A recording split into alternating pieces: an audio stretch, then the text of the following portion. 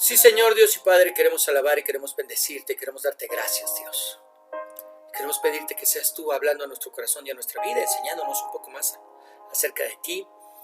Dios eterno, estamos tan emocionados, estamos terminando esta carrera que comenzamos hace 20 semanas. Y Dios eterno, el poder aprender, el poder conocer, el poder mirarte de una manera más clara, Señor. No es que miremos de una manera diferente, sino de una manera mucho más clara, y poder entender mucho mejor nuestra salvación nos hace amarte aún más, Dios. Te alabamos, te bendecimos, te honramos y te glorificamos, y te pedimos que seas hablando a nuestro corazón y a nuestra vida el día de hoy. Amén y amén. Muy bien, preciosos, pluma, papel, lápiz, una actitud enseñable es lo que vamos a necesitar el día de hoy para poder aprender un poco más acerca de nuestro Señor. Semana 20, Hebreos capítulo 12, versos del 12 al 29.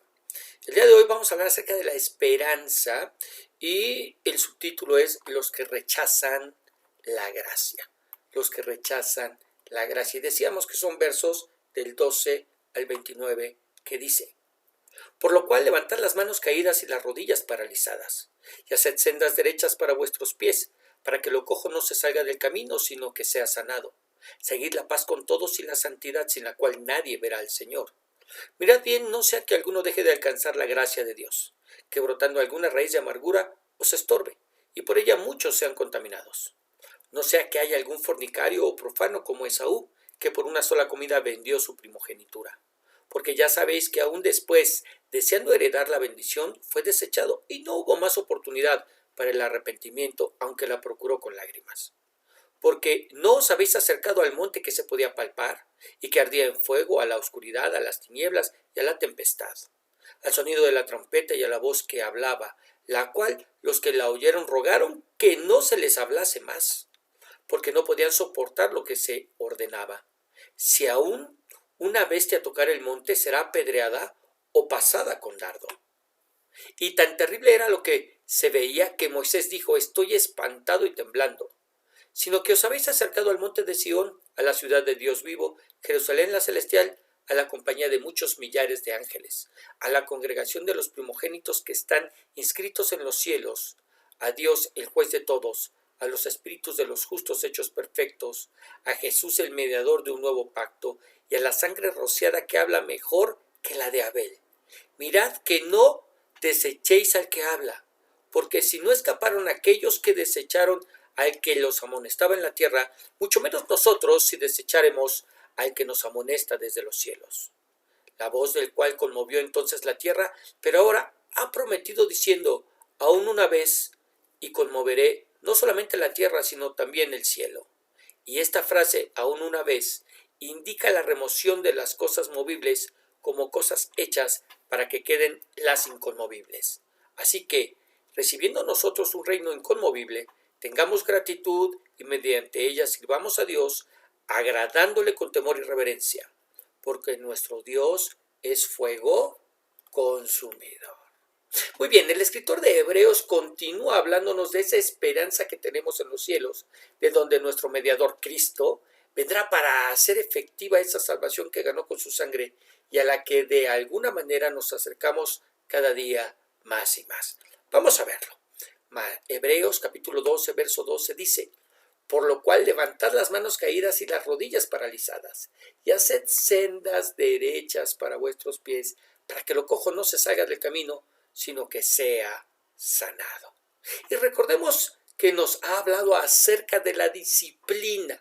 Recordemos que solamente dividimos y se dividió la Biblia para nuestro estudio, pero no es que estén divididos los capítulos de tal manera que uno no tenga que ver nada con el otro, sino que son una continuidad, es una lectura continua la que se debe hacer. Entonces, recordemos que nos ha estado hablando acerca de la disciplina.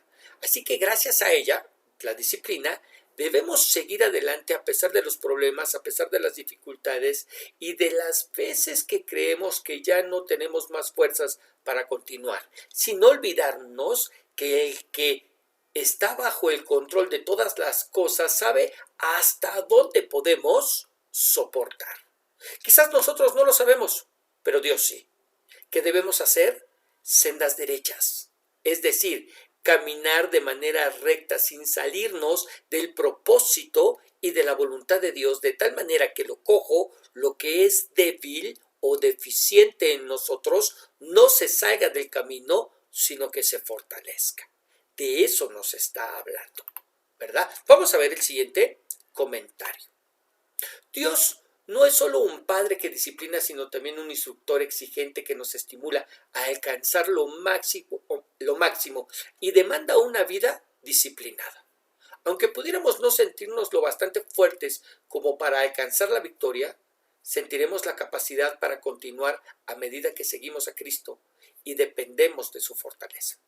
Así podemos usar nuestras crecientes fuerzas para ayudar a quienes están cerca de nosotros, que son débiles y que están luchando, ¿verdad? Es decir, simplemente remata lo que hemos podido mirar a través de estos dos versículos, y es que tenemos un Dios que nos pide que hagamos sendas derechas, que caminemos, ¿verdad?, sin salirnos de su propósito y de su voluntad, y que aquello que es débil, aquello que es deficiente en nosotros, procuremos ponerlo en el camino para que no se salga de esa voluntad y de ese propósito, que no sea el pretexto por el cual fallemos. De eso nos está hablando.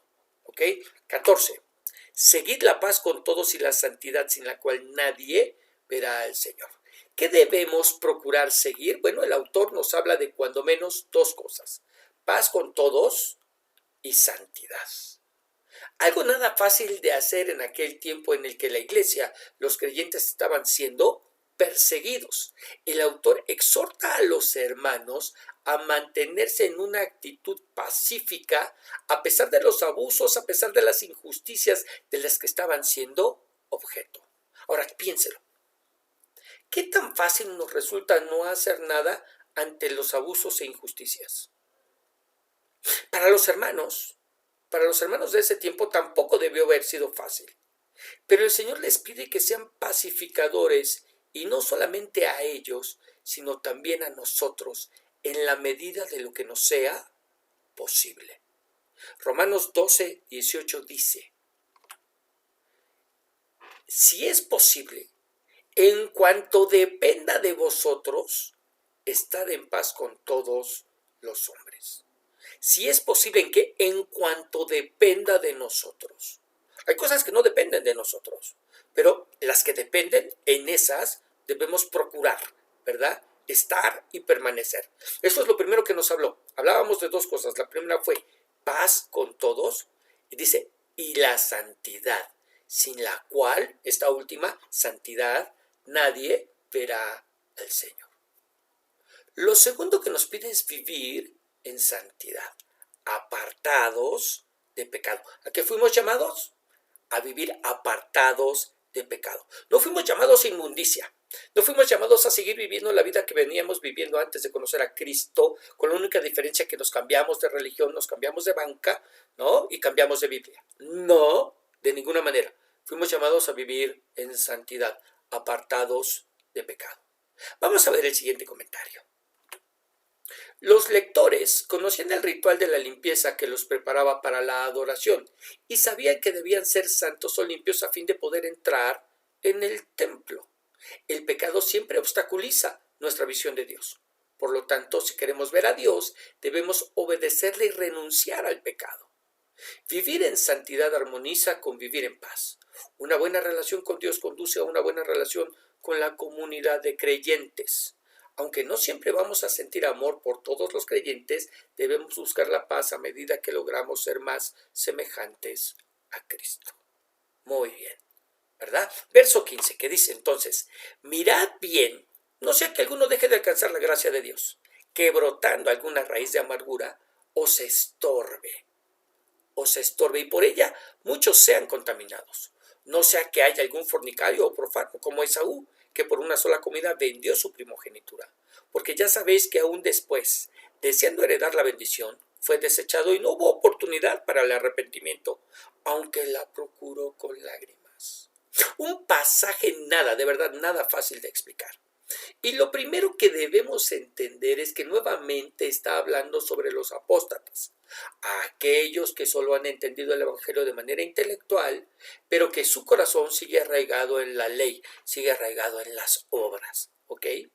Y les advierte que podría ser que esa falta de entrega, esa falta de salvación, se manifiesta en sus vidas no a través del fruto del Espíritu, que como creyente se manifiesta amor, gozo, paz, paciencia, benignidad, bondad, fe, mansedumbre y templanza, no, sino como una raíz de amargura, es decir, que en lugar de dar como fruto el fruto del Espíritu, en ellos se dé una raíz de amargura que no solamente les estorbe para entregarse a Cristo, sino que estorbe también a otros.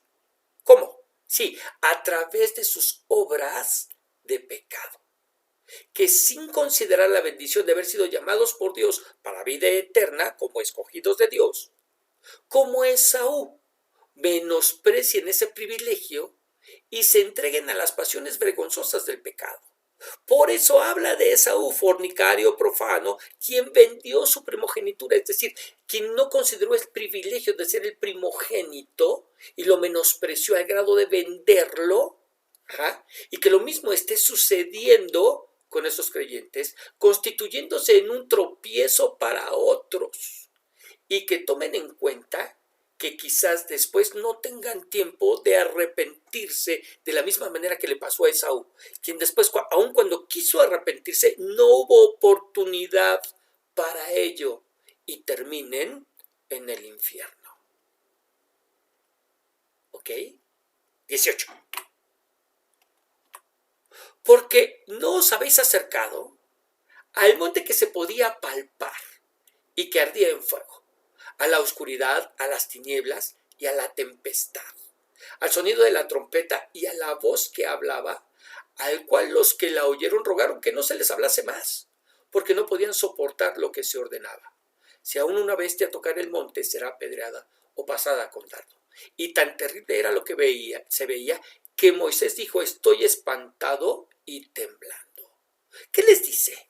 Bueno, que no se han acercado al monte Sinaí, que fue donde Moisés recibió las tablas de la ley y Dios hizo un pacto con ellos. No. Un monte que ardía en fuego, en oscuridad, en tinieblas, tempestad, donde el sonido de la trompeta indicaba que la presencia de Dios estaba sobre él, y donde nadie podía ni siquiera tocar el monte sin morir traspasado con una flecha o apedreado. Una escena tan terrible que no solamente el pueblo temblaba de miedo, sino que Moisés mismo también lo hacía. De eso nos está hablando. No nos hemos acercado ¿a dónde? Al monte Sinaí. No nos hemos acercado a la ley. Dios no nos ha llamado para acercarnos a la ley. De eso nos está hablando.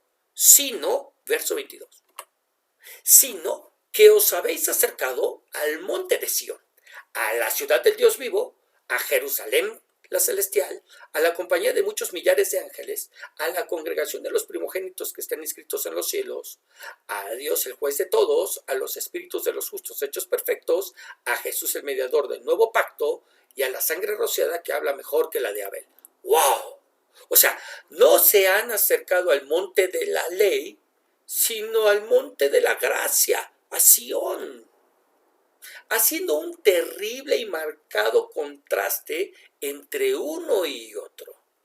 Mientras en el monte Sinaí, la ley, tuvieron manifestaciones terrenales, terribles, pero terrenales, en el monte de Sión, la gracia, se acercaron a la ciudad de Dios donde vive, donde habita el Dios vivo, a la Jerusalén celestial que es el destino eterno de los redimidos, al lugar en donde millares de ángeles son espectadores de cómo el plan de redención de Dios se está llevando a cabo, al lugar en el que la iglesia se congrega y cuyos miembros lo son porque sus nombres se encuentran escritos en los cielos en el libro de la vida del Cordero, al lugar en donde habita aquel que juzgará a todos, al lugar donde los creyentes seremos perfeccionados al morir, a Jesús quien es el mediador de ese nuevo pacto en su sangre y donde por medio de su sangre rociada a cada creyente se da testimonio de la salvación adquirida a través de su sacrificio, que da testimonio por cada creyente que en él ha confiado y que testifica mejor que la sangre de Abel. ¡Wow! De eso nos está hablando. Ahora te quiero llevar a este comentario, ¿sí? Un comentario que obviamente encontré después de haber escrito esto que te acabo de enseñar. Dice, el monte Sión, que puede ser entendido como la meta final del pueblo de Dios cuando dejaron Egipto, es el punto al cual los cristianos ya se han acercado. Sin embargo, la ciudad del Dios vivo, la Jerusalén celestial, es lo que está indicado más que un destino terrenal. Los hombres y mujeres de fe en los tiempos del Antiguo Testamento miraban con esperanza hacia esta ciudad. Pero aquellos que se han acercado a Dios por medio de Jesucristo ahora son parte de la escena celestial. Esta es una forma vívida de decir que tenemos la seguridad de la herencia eterna prometida por medio de la fe en Jesús y de su obra. En esa ciudad celestial hay millares de ángeles unidos en la celebración con la asamblea de los primogénitos que están inscritos en los cielos. Aquí hay una visión de la compañía definitiva y completa del pueblo de Dios reunido alrededor de Cristo en lugares celestiales. Ahora podemos gozar de la membresía de esa asamblea o iglesia por medio de la fe. Si nuestros nombres están inscritos en el libro de la vida, algún día gozaremos de todos los derechos de la ciudadanía. Dios está ahí como juez de todos, lo que sugiere que el juicio debe tener lugar antes. Sin embargo, esta iglesia celestial consiste en los espíritus de los justos ya hechos perfectos, indicando que ellos son los que han sido hechos perfectos para siempre por el sacrificio único de Jesucristo. Como mediador del nuevo pacto, su sangre rociada provee una limpieza perfecta de la contaminación del pecado. La sangre de Abel clama por venganza, pero la sangre de Cristo habla mejor, asegurándonos el perdón y la aceptación. Todos deben enfrentar el juicio de Dios, pero los que confían en el poder expiatorio de la muerte de Jesús pueden mirar hacia adelante confiando en la liberación y en la vida permanente en presencia de ese Dios. ¿Ok? Y esto es lo que nos habla el comentario, que está de verdad muy, muy ad hoc con lo que acabamos de leer. Verso 25. Mirad que no desechéis al que habla, porque si no escaparon aquellos que desecharon al que los amonestaba en la tierra, mucho menos nosotros si desecháramos al que amonesta desde los cielos. Entonces, ¿a quién se está refiriendo cuando dice no desecháis al que habla? A Dios mismo. Ahora, ¿cuál es esa advertencia? Que no escuchen el evangelio, que es la manera en que Dios nos habla, y entonces no podrán escapar de la ira venidera. Que sus corazones se endurezcan y no escuchen la amonestación de Dios. Y les dice que si no escaparon los que desecharon la ley que fue predicada por los hombres, ¿cómo escaparemos aquellos que fueron amonestados por Dios mismo? Recordemos que en el Sinaí Dios habló a Moisés, pero fue Moisés el encargado de predicar, el encargado de enseñar la ley al pueblo. Sin embargo, la gracia no fue predicada en un principio por los hombres, sino por Dios mismo a través de Jesucristo, quien es el Dios hombre. Si los israelitas no pudieron escapar a la condenación de Dios cuando le dieron la espalda, ¿acaso creemos que los que le den la espalda al Hijo de Dios podrán escapar? Verso 26. La voz del cual conmovió entonces la tierra, pero ahora ha prometido diciendo, aún una vez y conmoveré no solamente la tierra, sino también el cielo. Mira, cuando la ley fue dada a Moisés, el monte Sinaí tembló, conmovió entonces la tierra. Pero se nos ha prometido que cuando llegue el juicio final, no solamente será conmovida la tierra, sino que también los cielos. Algo que armoniza perfectamente con lo enseñado por Juan en Apocalipsis, cuando nos dice en Apocalipsis 20:11, y vi un gran trono blanco y al que estaba sentado en él, de delante del cual huyeron la tierra y el cielo, y ningún lugar se encontró para ellos. Y vi a los muertos grandes y pequeños, de pie ante Dios, y los libros fueron abiertos. Y otro libro fue abierto, el cual es el libro de la vida, y fueron juzgados los muertos por las cosas que estaban escritas en los libros según sus obras. ¿Qué es lo que va a suceder? Huyeron la tierra y el cielo, fueron conmovidos, ¿verdad? Y entonces los libros fueron abiertos y los muertos fueron juzgados según sus obras. Armonizando perfectamente. Ok, verso 27. Y esta frase, aún una vez, indica la remoción de las cosas movibles, como cosas hechas, para que queden las inconmovibles. ¿Qué será lo que quedará al final? Las cosas eternas, las inconmovibles. Ni las casas, ni los carros, ni las cuentas bancarias. Todo será destruido. Todo aquello por lo que el hombre de hoy se afana, se acabará. Y solo quedarán las cosas que pertenecen al reino de Dios. Solamente quedarán las cosas que pertenecen al reino de Dios. Veamos el siguiente comentario. Al fin el mundo va a tambalear y solo el reino de Dios permanecerá. Los que siguen a Cristo son parte de ese reino inconmovible y resistirán la sacudida, el zarandeo y el ardor del fuego. Cuando nos sentimos inseguros con relación al futuro, podemos hallar confianza en estos versículos. Sin que importe lo que suceda aquí, nuestro futuro está edificado sobre un fundamento sólido que no puede ser destruido. No ponga su confianza en lo que será destruido, es decir, en las cosas de este mundo. Más bien, edifique su vida en Cristo y en su reino inconmovible.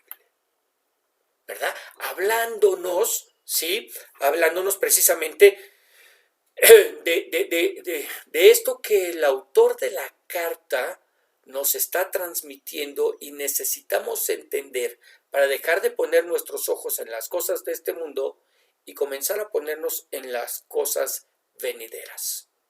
Muy bien, verso 28. Así que, recibiendo nosotros un reino inconmovible, tengamos gratitud y mediante ella sirvamos a Dios agradándole con temor y reverencia, porque nuestro Dios es fuego consumidor. Y termina esta porción exhortándonos a no olvidarnos de estar agradecidos con Dios. Agradecidos por haberse revelado a nosotros, agradecidos porque sin merecerlo fuimos escogidos desde antes de la fundación del mundo para ser hijos suyos, agradecidos por el perdón de nuestros pecados, agradecidos porque Cristo es nuestro mediador de un mejor pacto, y motivados por ese agradecimiento, sirvamos a Dios. ¿Cómo? ¿Cómo debemos hacerlo? ¿Ay, a la ligera? ¿De manera mediocre? ¿Haciendo como que hacemos pero sin hacer nada? Claro que no. ¿Cómo entonces? Con temor y reverencia, sabiendo que nuestro Dios es fuego consumidor. De esto Nadab y Abiú, quienes murieron por el fuego de Dios porque ofrecieron fuego extraño delante de su presencia, podrían darnos testimonio el día de hoy. Vamos a terminar leyendo el siguiente comentario. Hay una gran diferencia entre la llama de una vela y el devastador fuego de un bosque. No podemos ni acercarnos a un fuego inmenso. A pesar de los equipos modernos para luchar contra el fuego, a menudo este está fuera de control del hombre. Dios tampoco está dentro de nuestro control. No podemos forzarlo a hacer nada mediante nuestras oraciones, pero siente profunda compasión. Él nos salvó del pecado y nos salvará de la muerte. Pero todo lo que es indigno y pecaminoso será consumido por el fuego de su ira. Solo permanecerá lo bueno, lo dedicado a Dios y lo recto. Y con estas palabras te voy a invitar que ahí en tu lugar, por un segundo, inclines tu rostro. Y te invito a que pienses por un instante, a que pienses por un momento en ese fuego consumidor, en ese Dios al cual tú y yo deberíamos estar sirviendo de manera distinta, de manera diferente, sabiendo y conociendo que es fuego consumidor, que no podemos venir a Él trayendo esas obras hechas a través de nuestros esfuerzos, sino que tenemos que venir a Él trayendo esas obras hechas en su voluntad, a través y por medio del Espíritu Santo que obra y opera a través de nuestras vidas.